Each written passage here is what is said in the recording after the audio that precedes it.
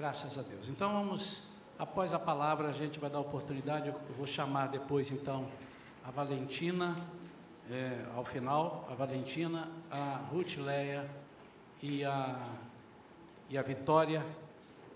A Vitória eu não falei com ela, mas com a Ruth Leia eu falei com o marido, disse que não tem problema. Para, em poucas palavras, dizerem para nós como foi lá o evento do Descende, ontem em São Paulo. Eles estiveram num dos estádios, esteve no Morumbi, depois no Allianz Parque, também ao mesmo tempo, e ao mesmo tempo em Brasília. Então, nesses três, segundo as estimativas, 200 mil jovens se reuniram. E foi uma festa muito interessante, espiritualmente falando, onde Deus moveu-se naquele lugar mais uma vez. Nós já tínhamos tido essa experiência no primeiro que nós fomos lá nos Estados Unidos, ano passado, mas aqui também foi um negócio, parece que superior ainda. E eles têm alguma coisa para contar para nós, ao final nós faremos isso. Amém? Graças a Deus. Abra sua Bíblia novamente em Lucas capítulo 15. Nós estamos já há 3 domingos falando sobre esse tema, onde o filho pródigo, a sua família, os eventos têm sido usados aqui para nós aprendermos com as mensagens que essa passagem nos dá, nos mostra. Na primeira mensagem nós pregamos a respeito das coisas boas do filho pródigo, né? Acho que a maioria, quando ouve falar sobre o filho pródigo, que ele abandonou, que ele foi relapso, que ele gastou tudo, realmente isso tudo aconteceu na parábola que Jesus conta. Mas aí nós procuramos ver o outro lado do filho pródigo, o arrependimento, como é importante, o pai como recebe amor. Depois, no domingo seguinte, a Vivian pregou sobre aquele que também tinha tudo, Deus foi pródigo com ele, e ele ficou em casa e não soube reconhecer aquilo que tinha. Isso pode ocorrer conosco. Às vezes nós estamos o tempo todo na casa do Senhor e não usufruímos, porque ou não queremos, ou porque nos desinteressamos por alguma outra razão que nos atrai ou deixa de atrair, ou por não entendermos bem o que é o reino de Deus. E hoje eu estou trazendo uma mensagem da parte de Deus, quero falar sobre essa casa. Que casa é essa? E casa que causa uma separação, mas depois volta e tem uma festa. Que casa é essa? E o título da mensagem de hoje é Na Casa do Meu Pai. Os versículos que nós vamos ler são ainda Lucas 15, só 17 e 18. Abra sua Bíblia, Lucas capítulo 15, versículos 17 e 18. Diz assim: foi quando, caindo em si, falou consigo mesmo: quantos empregados de meu pai têm comida com fartura, e eu aqui morrendo de fome? Em outra versão diz: e eu aqui perecendo. Levantar-me-ei, tomarei o caminho de volta para meu pai, e ao chegar lhe confessarei: Pai, pequei contra os céus e contra ti. Curva a sua cabeça, vamos orar, vamos pedir a Deus que fale conosco de uma forma que não haja nenhuma dúvida que é Ele quem está falando conosco.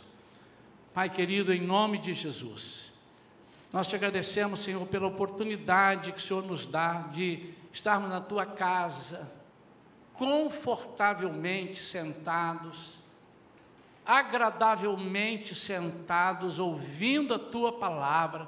Senhor, que seja uma noite diferenciada para todos nós, que nós possamos observar coisas que talvez tenhamos nos esquecido, talvez não tenhamos nesses últimos tempos dado tanta importância.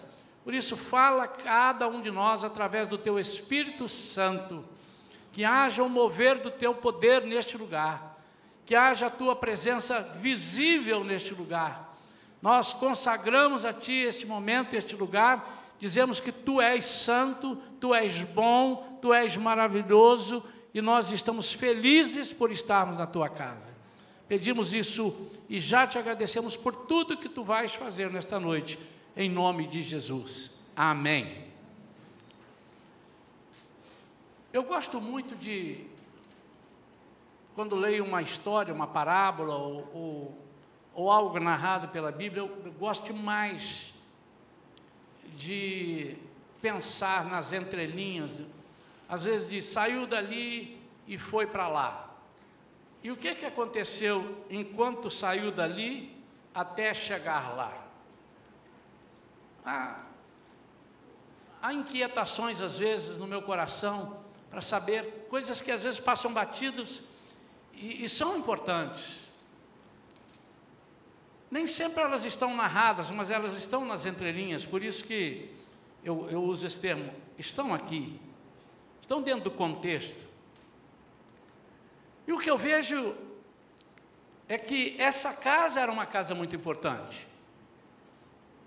Quando Jesus fala dessa família, Jesus não cita o nome de uma mulher, até porque ele está exemplificando, ele está falando de Deus, está falando dos filhos, está falando de nós.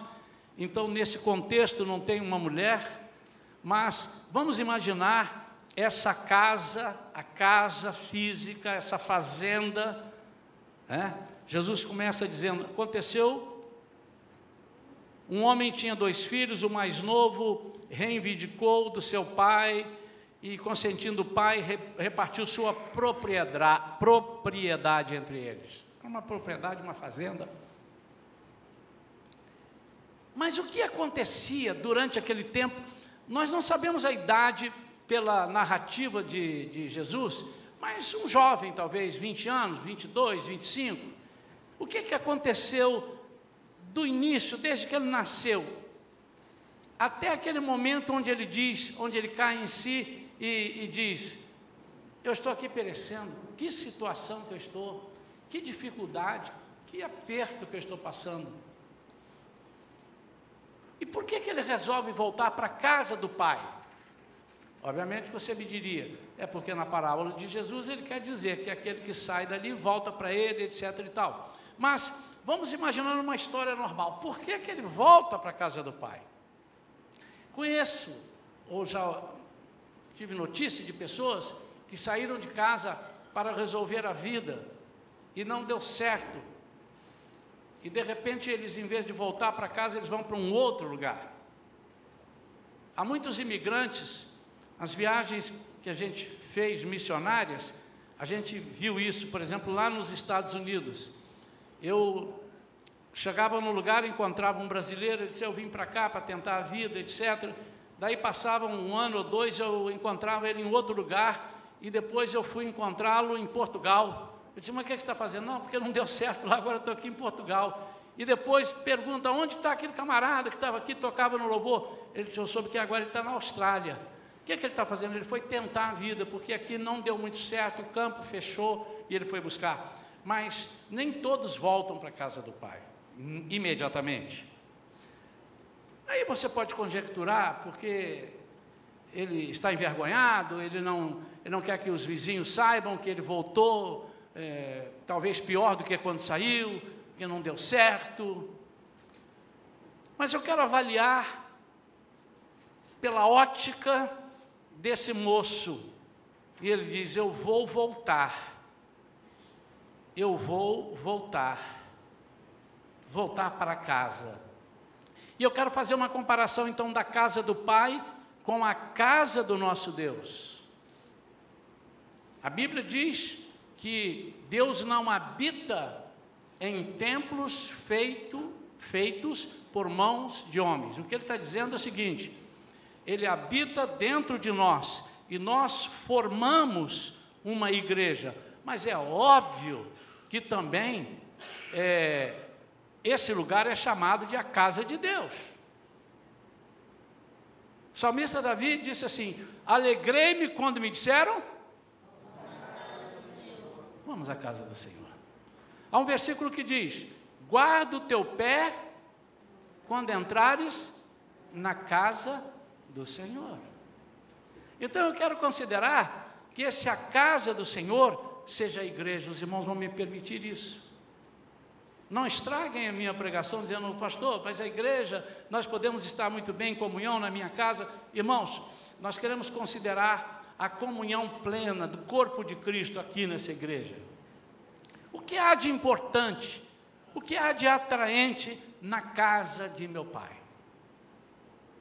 A primeira pergunta que eu quero fazer a você, que não se converteu há muito tempo, você que é um crente chamado um crente novo na fé, e aí pode ser 1 ano, 2 anos, comparado com alguém que tem 50 anos de convertido, você é bem novinho na fé. O que te trouxe à casa do Senhor? Você é capaz de se lembrar do primeiro dia que você chegou, como você chegou? E muitos chegam abatidos, muitos chegam angustiados, muitos chegam sem nenhuma paz, mas uma guerra interior. Você é capaz, você que tem 10 anos já na presença do Senhor, você que já se converteu há 10, 15 anos, você se lembra o que te trouxe e o que aconteceu de lá para cá? Qual foi a evolução que você teve? Então, nessa mensagem, eu quero dar um destaque especialíssimo para esse pai. Porque se o filho diz: eu quero voltar para a casa do meu pai, e ele decide, alguma coisa especial havia na casa daquele pai. E a primeira coisa que eu vejo é que ele pensou no pai. Talvez o pai fosse um pouco rigoroso, talvez quando ele resolveu sair de casa, tenha sido porque o pai apertava muito, o pai cobrava muito, não importa. Às vezes ele achava que o pai era um pouco impertinente em algumas coisas, exigente em outras, não sei. Mas o fato é que ele volta.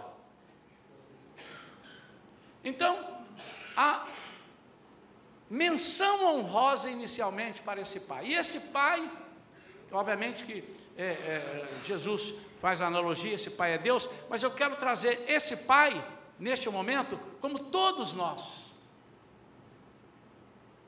O que faz uma pessoa que se afasta da igreja voltar para a igreja? Não necessariamente voltar para a igreja de onde ele saiu. Que há uma estatística informal de que muitos dos que saem de uma igreja, quando retornam para outra, talvez por vergonha, sei lá, não importa da minha causa, mas considerando que a casa de Deus é essa casa que nós consagramos, vamos supor que ele saiu daqui, quando voltou ali para os irmãos da Igreja Batista, ou quando ele saiu da Igreja Batista, ele saiu, ficou afastado, voltou e veio para a Igreja Shalom. Ou saiu daqui e quando voltou para a igreja Assembleia de Deus, a casa do meu pai. Por quê? O que aconteceu de atraente? Nós como pais, nós como ensinadores, nós como responsáveis por aqueles que estão aqui, nós como discipuladores, o que será que aconteceu? O que ele viu naquele tempo em que ele esteve lá? Ou que ele não viu, mas tomou conhecimento? A primeira coisa que acontece na casa do meu pai, que acontece aqui, que acontece ali, onde Deus é engrandecido, onde ele é colocado num patamar onde só ele pode estar, num trono onde ele é adorado como todo-poderoso. A primeira coisa, nós vamos falar aqui algumas, a primeira é que a vida para quem estiver perecendo. A vida. Se alguém está aí fora passando dificuldades, seja ele ex-crente ou não, uma pessoa que está aflita, por mais que às vezes ele tenha falado mal da igreja, mas a primeira coisa que ele se lembra é de estar numa igreja. Por mais que debochem das igrejas. Eu tive um amigo que ele era debochado ao extremo. E eu saía, acabava lá o serviço, trabalhava lá numa agência de automóveis na época, e ficava me amarrando, falava, rapaz, eu tenho que ir embora, porque hoje eu tenho culto lá. E aí ele debochava, disse assim, aí, já vai lá, hein? Já vai expulsar demônio? Vai pegar o dinheirinho lá do povo? E ele era debochado, era brincalhão, mas ele estava debochando. Mas me lembro que um dia ele estava muito abatido, e ele virou para mim e disse assim, olha, você sabe que eu brinco muito com essas coisas. Ele começou a se desculpar, o que aconteceu?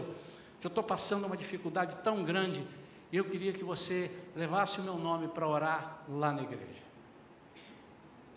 Ele sentia que a vida dele estava em perigo, ele sentia que ele estava, a sua vida estava, vamos dizer assim, decadente, e ele lembrou, porque alguém um dia disse, ou nós conversando, ou ele ouviu em outro lugar também, que na casa do meu pai há vida, existe vida, há vida para quem estiver perecendo. E ele disse, eu estou aqui perecendo, então o único lugar que tem vida, onde eu não vou perecer, com certeza, sem nenhuma tentativa, é na casa do meu pai.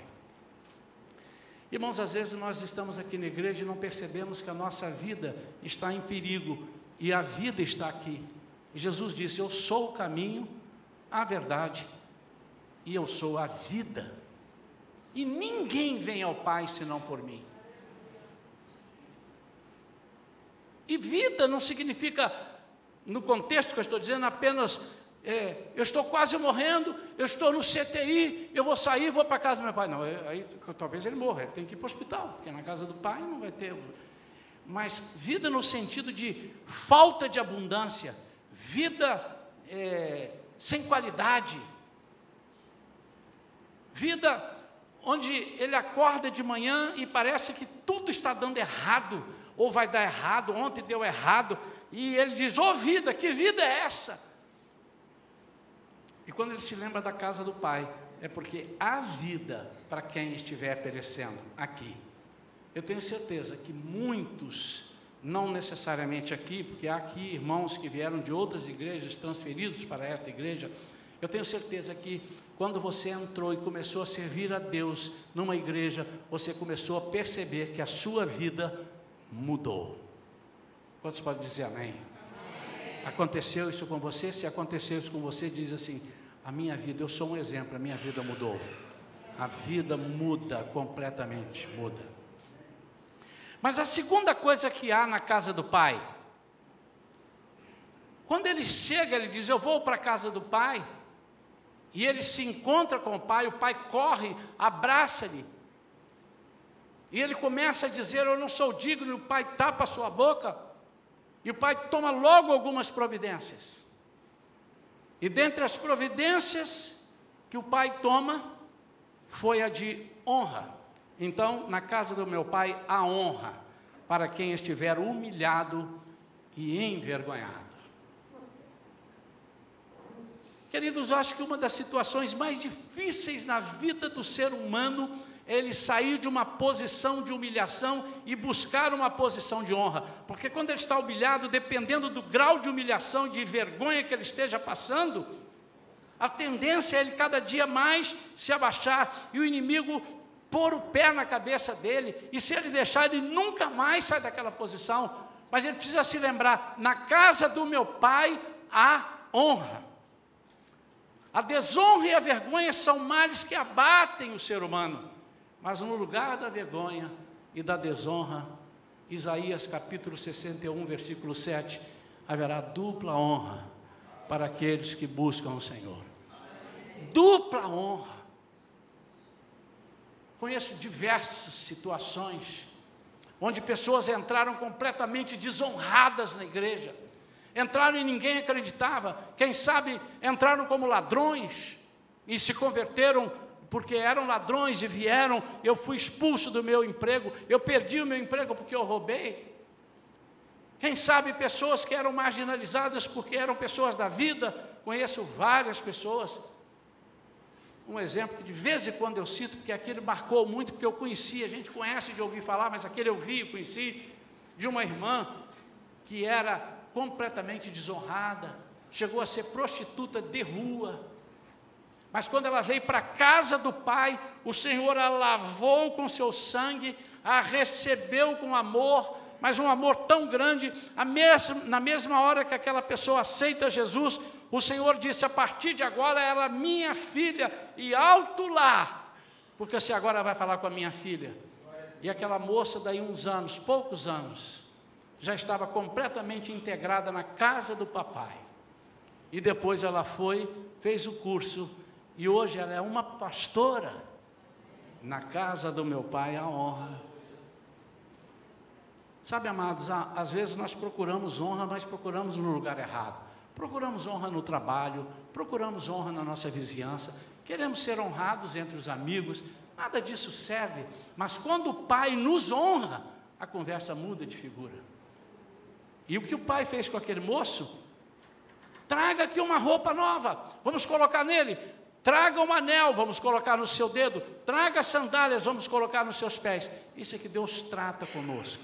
Você conhece algum lugar onde o doutor pós-graduado na última graduação senta-se ao lado do faxineiro e os dois convivem, e os dois numa roda de oração dão as mãos e oram? Na casa do meu pai. Nós temos aqui pessoas, são serviçais, alguns simples, temos outras pessoas com maior capacidade, mas na casa do meu pai há honra para todos. E é algo que nós não podemos desprezar. A terceira coisa que há na casa do meu pai é suprimento para quem estiver desnutrido. Aquele homem, tanto o suprimento material, mas principalmente é desse que nós estamos falando, do suprimento espiritual. E aqui aquele homem, e ele diz: eu estou aqui passando algumas necessidades. Amados, o alimento espiritual é muito importante para Jesus. É muito importante. E ele faz uma analogia. Quando ele pregava para aquela multidão, e de repente os discípulos o procuram e dizem: mestre, despede a multidão porque já está ficando tarde. E aqui não há, nós conhecemos o pedaço aqui, não há nada para se vender aqui, não há nada para se comprar aqui. Eles estão com fome, eles estão aqui, o senhor demorou muito na mensagem, o senhor passou da hora, como se ele estivesse dizendo.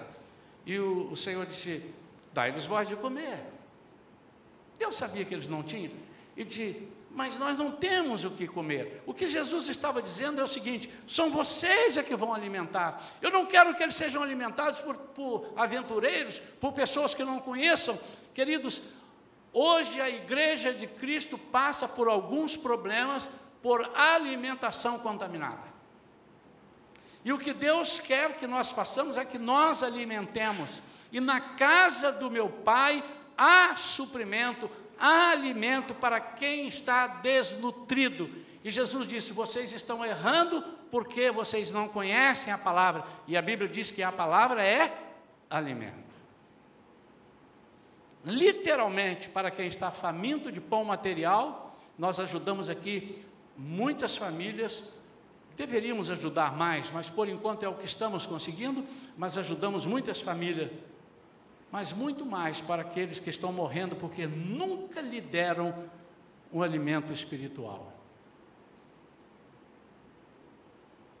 Coisas que nós ouvimos e não temos, nós temos preguiça de buscar, de conhecer, e parece que aquilo entra por um ouvido e sai por outro, e o inimigo faz questão de deixar com que nós fiquemos sem o conhecimento, porque ele sabe que quanto mais nós conhecemos a palavra, mais vitoriosos nós seremos. Eu coloquei para a igreja que esse ano, eu chamei as pessoas que nos ajudam aqui, são muitos colaboradores mesmo, da liderança, tenho falado para a igreja, de que esse ano é um ano que eu gostaria de ver que toda a igreja crescesse pelo menos 50% em conhecimento da palavra. Isso é alimento. Aqui nós aprendemos a sair de ciladas do inimigo, a não sermos derrubados por ventos de doutrina, porque a palavra as pessoas que estão desnutridas, qualquer coisinha afasta essas pessoas da presença do Senhor. Mas o alimento sólido, o alimento espiritual dado com muita sabedoria por Deus, através de nós, nutre as pessoas. E na casa do meu pai há isso. E você pode estar dizendo: pastor, mas eu nunca vi isso daqui. Você não viu porque não quis ver ainda. Eu conversava com alguém um dia desses, aí, um ano atrás, e: pastor, mas o senhor tinha que ter falado isso, eu tinha que ter feito isso com a pessoa, porque a pessoa estava errada, isso eu tinha que ter feito. Mas só se eu pegar pelo pescoço e obrigar, muitas vezes, e Jesus não faz isso. Mas nós estamos enviando o banquete aqui, toda pessoa que sobe aqui no altar, ou então nas classes de escola de esforço, estão semeando o banquete, se é a palavra, e nós não comemos porque não queremos. E às vezes escolhemos mal. Nós fazemos pouco caso do aprendizado da palavra. Mas aquele homem, ele deve ter pensado: olha, quanta coisa eu aprendi do meu pai, desprezei lá, eu vou voltar lá, porque ele tem muito para me ensinar. Ele tem alimento para mim em todos os sentidos, como ele me ensinou a trabalhar na fazenda, e como é que eu imaginei que eu pudesse ir embora? Amados, às vezes, nós estamos numa situação tão agradável dentro da casa do nosso Pai, que nós nos acomodamos, e aí mora o perigo, porque nós paramos de ler a Bíblia, nós paramos de orar, ou oramos menos, porque a situação está muito boa. Eu não sei o que é pior, eu não sei se a pessoa está muito bem, ou se está muito mal. Eu não sei o que é pior, porque às vezes a pessoa está muito mal, aí ela, nesse momento, ela corre para a presença de Deus e vem buscar oração. Mas às vezes a pessoa está muito bem e ele precisa estar na presença de Deus para saber sair das ciladas do inimigo. E não sabemos. Você sabe o que fazer com a sua vida quando ela é próspera? Quando você é chamado para vários lugares, que você começa a ser honrado lá fora, você sabe sair das ciladas? A quarta coisa que havia na casa do Pai, e há na casa desse Pai aqui: há perdão para quem falha e se sente inferior. Não há nenhum lugar no mundo onde haja tanto perdão quanto na casa de Deus. Não há. Existem umas pessoas que podem errar com relação a isso. Nós aqui temos uma visão de trabalhar com perdão muito diferente de alguns que de repente punem. Nós gostamos de informar onde está o erro e dizer: não se afasta daqui. Me lembro de uma vez que eu estava numa determinada igreja, eu não posso dar muitos detalhes, porque quem estiver pegando ali, de repente pode deduzir de onde estou falando, mas eu estava frequentando uma igreja, ajudando uma igreja, e eu dirigia um dos cultos da igreja, um dia de semana, culto chamado Culto da Vitória, algo assim.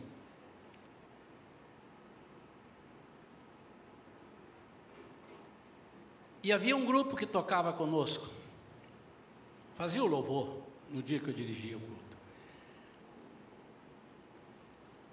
Minutos antes do culto começar, uns 15 minutos, eu estava ali orando, e uma das pessoas que tocava chegou para mim e disse: pastor, eu precisava conversar contigo, eu estou numa aflição tremenda, tem algo me acusando, e eu preciso conversar contigo.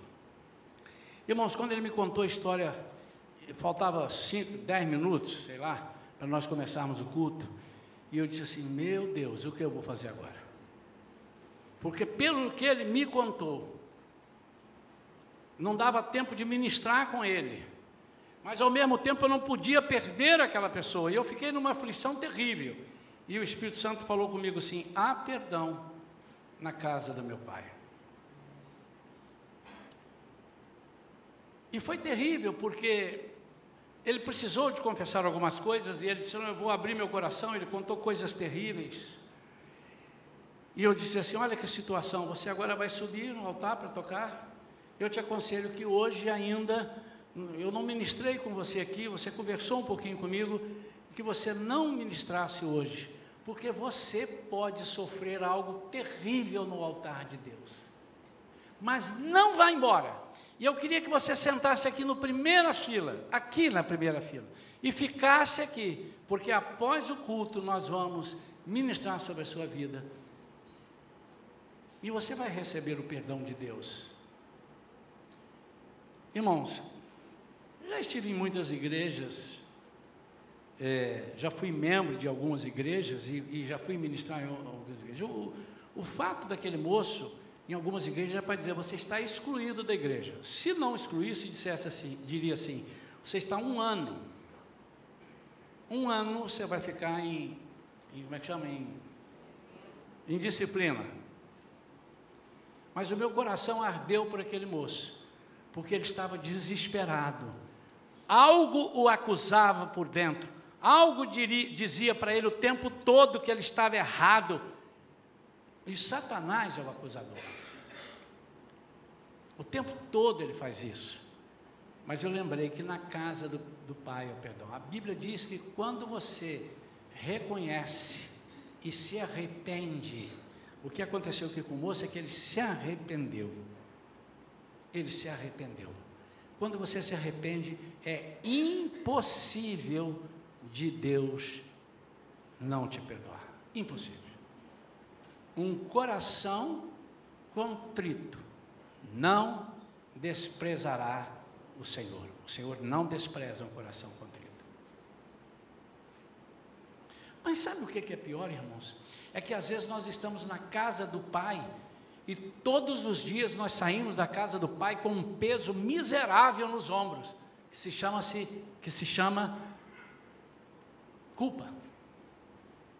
Nós não conseguimos livrar-nos daquela coisa que nos acusa. Parece que já orei ao Senhor, a impressão que tem que Deus já me perdoou, mas eu não me perdoo.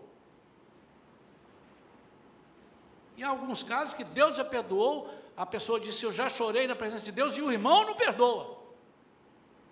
Mas isso eu não quero nem falar, porque eu estou falando da igreja onde na casa dele, nós perdoamos. Nós temos aqui na igreja alguns casos onde eu pude enfrentar situações difíceis que eu não imaginei que tão cedo no meu ministério eu enfrentaria. Mas muito gostoso ver o perdão de Deus, porque quando o perdão de Deus vem, não é um perdão falsificado, é um perdão com amor que nenhum homem pode ter, nenhuma pessoa é capaz de entender, um amor tão grande que é capaz de dar o seu filho para morrer por miseráveis como nós. Já pensou nisso? E a Bíblia diz que Jesus morreu por nós, sendo nós ainda pecadores. O que chamou a atenção desse moço é que certamente nessas andanças dele ali naqueles lugares onde ele desperdiçou tudo que tinha, ele não foi perdoado. Quem sabe ele pediu alguém para fazer alguma coisa, ou alguém pediu a ele, ele não conseguiu fazer, já não tendo mais dinheiro, e não foi perdoado, e ele começou a ver que o mundo é mau. Aí ele lembrou: mas na casa do meu pai há perdão, porque eu lembro que eu fiz isso, fiz errado, e meu pai me perdoou.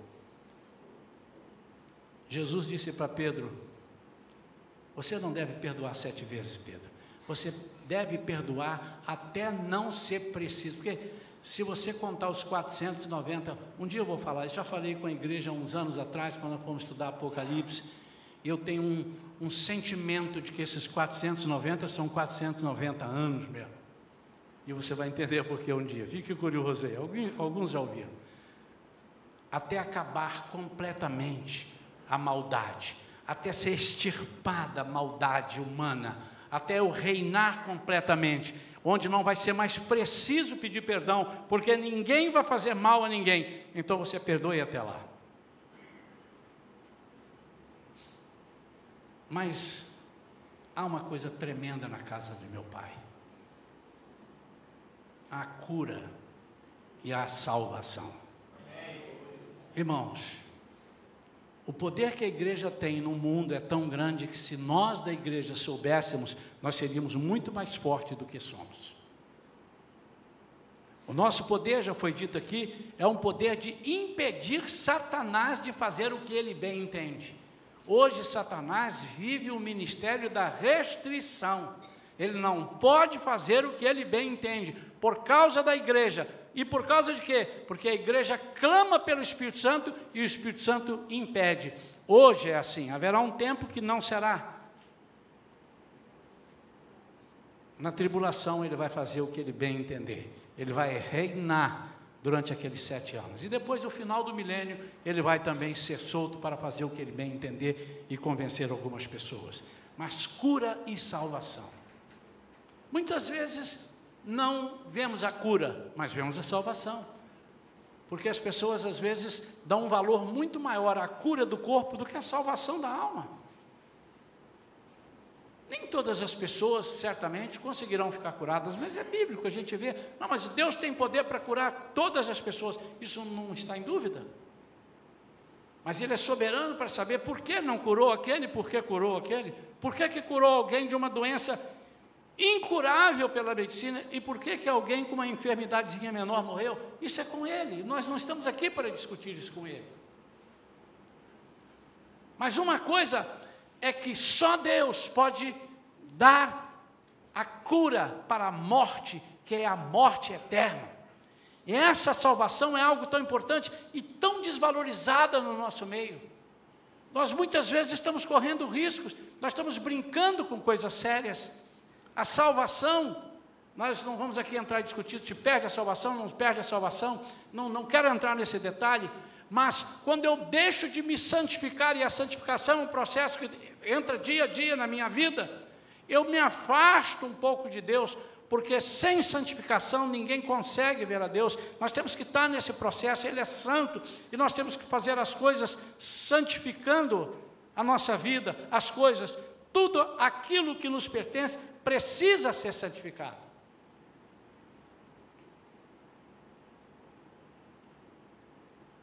Quantas pessoas entraram aqui com problemas terríveis de alma? Pessoas que não conseguiam ser ninguém, não conseguiam nem falar direito, porque o diabo andava oprimindo, machucando tanto que as pessoas não tinham condição de levantar a voz para falar, eles eram completamente humilhados. Parece que o diabo fez com que eles emudecessem, e o Senhor curou, o Senhor levantou.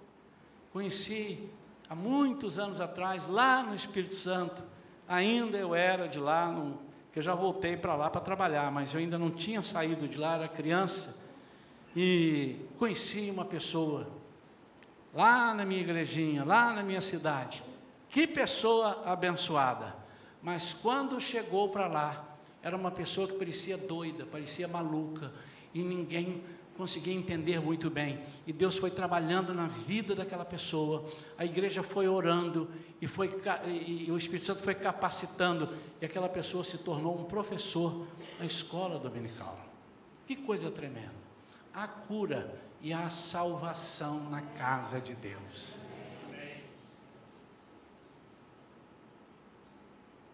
A penúltima coisa que me chama a atenção, há muito mais coisa do que essas que eu estou dizendo, mas eu listei essas apenas.